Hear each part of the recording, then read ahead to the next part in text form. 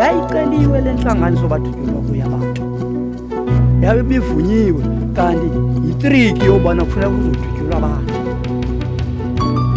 And when the command came to shoot to kill, you had to run for your life because the bullet did not choose its destination itself. It was sent there.